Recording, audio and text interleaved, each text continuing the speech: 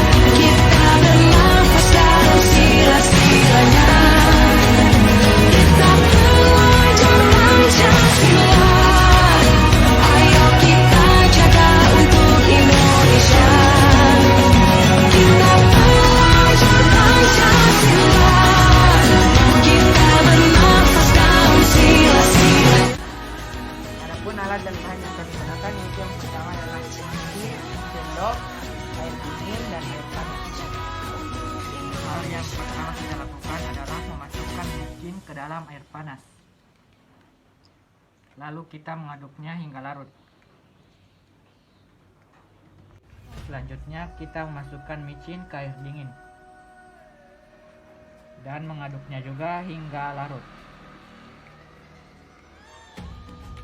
Jadi kesimpulan yang kami dapatkan adalah micin akan lebih cepat larut pada air panas dibanding air dingin. Dimana yang kami dapatkan micin larut pada air panas dengan 13 detik, sedangkan pada air dingin 15 detik.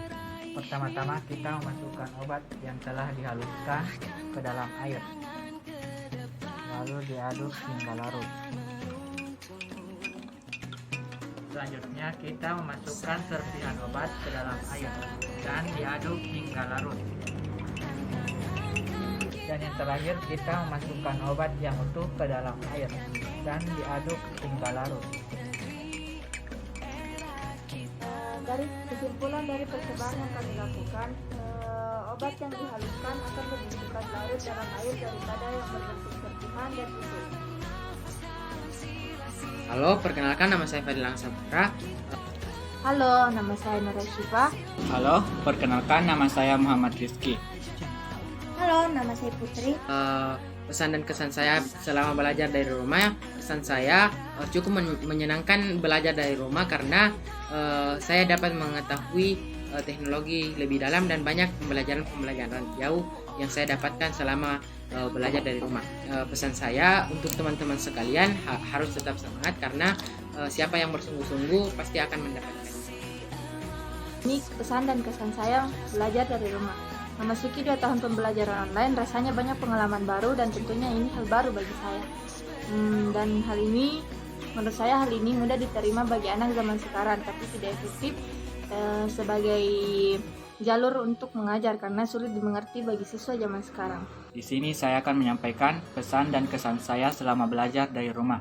Adapun kesan saya yaitu menyenangkan, terutama ketika kita baru mengenal dan mencoba platform belajar seperti Zoom, Google Meet, Google Formulir maupun YouTube. Adapun kesan saya yaitu terhadap sistem belajar online di rumah kali ini adalah guru jangan terlalu semangat untuk menjadi sosok teacher content learning ketika menggunakan aplikasi semacam Zoom dan Google Meet.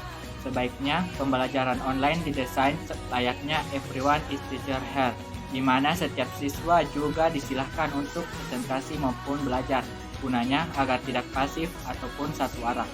Pesan dan kesan saya belajar dari rumah yaitu, pesan saya agar supaya efektivitas pemberian materi belajar lebih diperhatikan.